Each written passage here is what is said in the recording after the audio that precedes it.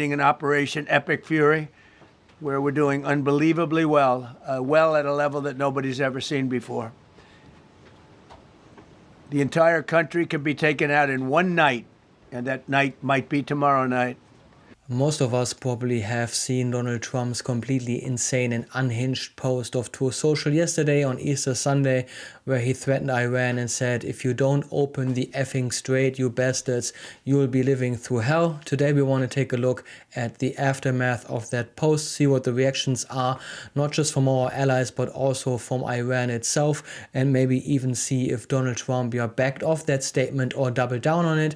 My name is Manuel, I'm German, I moved to the US 9 years ago, and if you would appreciate an inside look into US politics with an outsider's perspective, then please feel free to subscribe to Koschi-Politics, because that's exactly what this channel is about. Well, Donald Trump had an event at the White House today where he got asked by a bunch of reporters if he would still stand by what he posted yesterday, or maybe, after some time and sleeping over it for some night, he would phrase things slightly differently. Obviously, he doubled down on what he said yesterday because, that's just his nature. He would never surrender. He would never express defeat. So no surprises there. I apologize for the music in the background. That wasn't me. That was just some music playing at the White House. But let's hear what Donald Trump had to say this morning. We killed Soleimani. Without Soleimani, if they had Soleimani, it would be a whole different thing. Maybe. We'd still be winning, but it would have been harder. Because we are obliterating that country. And I hate to do it, but we're obliterating, and they just don't want to say uncle. They don't want to cry, as the expression goes, uncle, but they will. And if they don't, they'll have no bridges, they'll have no power plants, they'll have no anything. I won't go further because there are other things that are worse than those two. And we might have, well, the thing, if I had my choice, what would I like to do? Take the oil. Because it's there for the taking. There's not a thing they can do about it. Unfortunately, the American people would like to see us come home. If it were up to me, I'd take the oil. I'd keep the oil. Well, you heard it yourself. Apparently having a night to reflect on what he posted yesterday didn't change much. So if Iran doesn't completely surrender and doesn't cry uncle, he would obliterate the entire country in just one night, he said. In general, he said he would like to do the same thing that he did in Venezuela, which is basically just take Iran's oil. If you guys now wonder if there's any resistance building up within the military, generals not being willing to follow unlawful orders, I have to tell you that Pete Hegseth is already, cleaning ranks, firing all generals who might not agree with, his orders and his agenda. And here's a post from MS Now showing you guys just that. Former Army Chief of Staff who was ousted last week by Defense Secretary Pete Hegseth. We've learned that he sent a farewell letter to colleagues following his dismissal. In an email that was shared with MS Now by a defense official, General Randy George reflected on his nearly 4 decades of service and thanked fellow Army leaders for their support. He also emphasized that service members deserve, quote, tough training and courageous leaders of character, which, of course, Pete Hegseth is not. The defense secretary removed George along with 2 other Army generals last Thursday as part of a broader shakeup of military leadership. Well, apparently we're not the only ones publicly stating that we don't mind committing war crimes. Here's a clip from the Israel Defense Secretary basically acting surprised that, Iran would fire back at them after Israel opened fire on Iran, basically telling them, if you don't stop shooting at us, we will commit war crimes, meaning to destroy your bridges, your streets, and your electrical infrastructure. Here, have a look what the Israelis just said today. The terrorist regime in Iran continues to launch missiles at the Israeli home front, killing and harming Israeli civilians. If they continue firing at civilians in Israel, we will strike and destroy Iran's national infrastructure. We have severely damaged the steel infrastructure and the petrochemical industry, and today and every day there will be more to come. Well, it's honestly a little confusing seeing Israel labeling Iran as terrorists, considering that Israel started the war in Iran first, started bombing Iran first.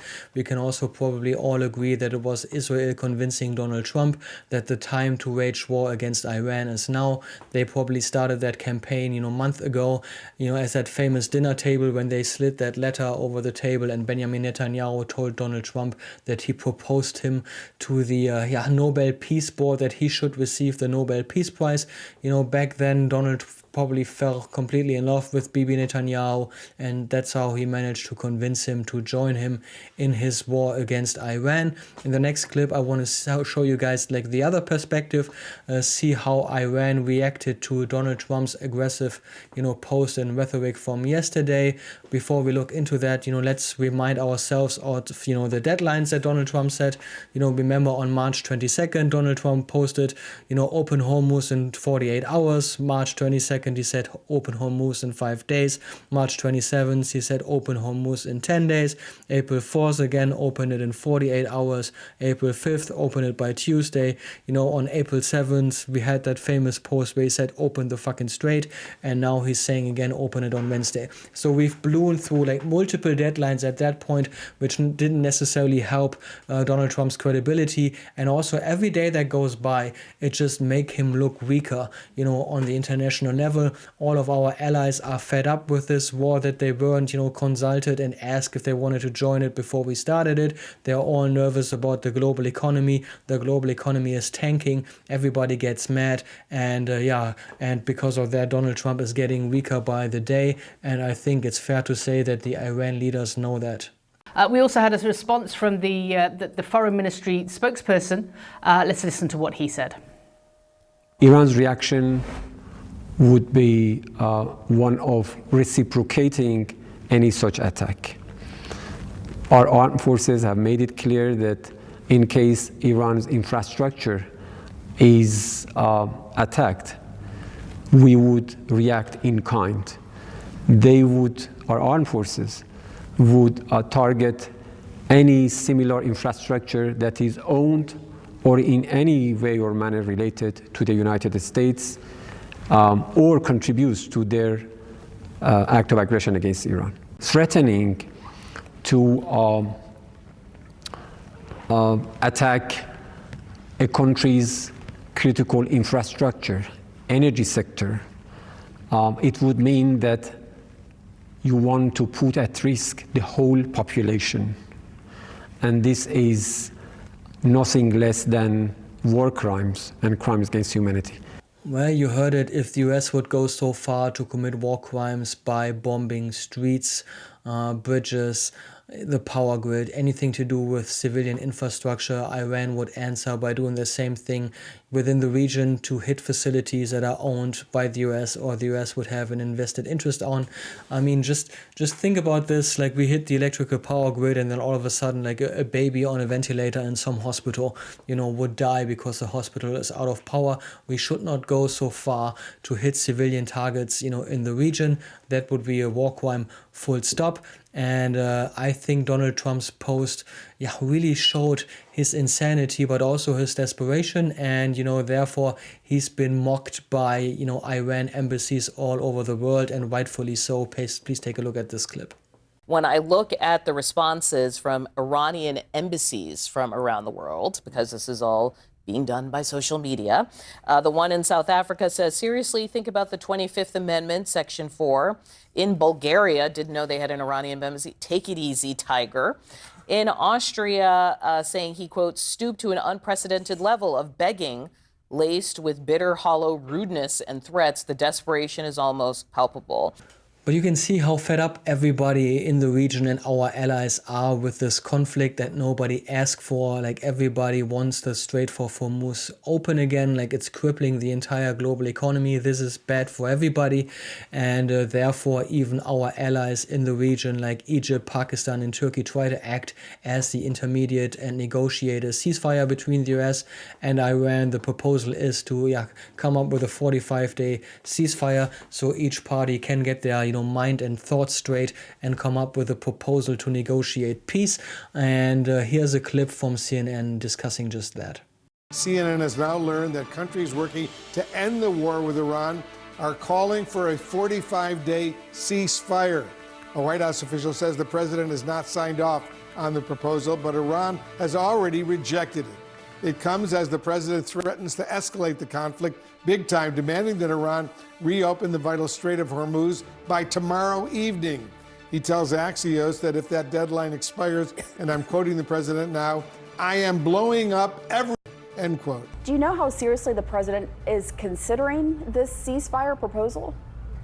Well, look, what we know as of now is that he is considering it. It's unclear, though, how serious he is actually taking it. As you mentioned, a White House official told us that he has not signed off on this proposal yet, and that it's just one of many ideas under consideration. But what I can tell you is that obviously we are now only 36 or so hours now away from that new deadline that the president had set for Iran to either reopen the Strait of Hormuz or face a serious and much more aggressive escalation in U.S. attacks, particularly, the president said, on energy infrastructure sites, civilian infrastructure sites.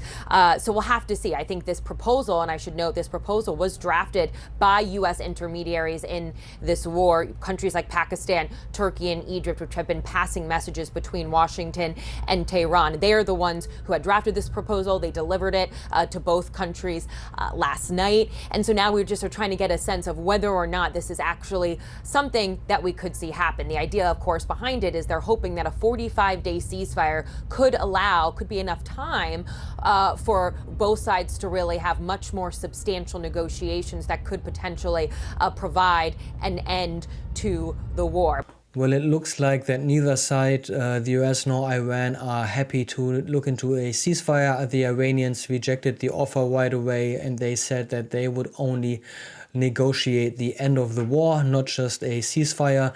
And my concern is now that, confessing to a loss or surrender just isn't in Donald Trump's nature. That guy would rather throw a nuclear bomb just to keep the Epstein files hidden, or just to make him look strong and show, victory in Iran. So we will see what's going to happen tomorrow. But I can tell you guys, from an international perspective, all of our friends and allies at NATO, but also our, global trading partners are fed up. They all went through months of being bullied. Canada should be the 51st state. The US should own Greenland, and we don't need NATO. And now we start a war with a country that controls 30% of the global flow of oil, crippling the global economy without consulting all our friends and allies before we did it. So this is going to take months to prepare, even when this war ends. However, that's the case. Right now, I don't see what the exit strategy is. But for today, let's just hope that, Donald Trump is not going to go even more insane tomorrow by actually doing what he threatened in that post. But for today, thanks for watching, and I hope to see you guys in the next video.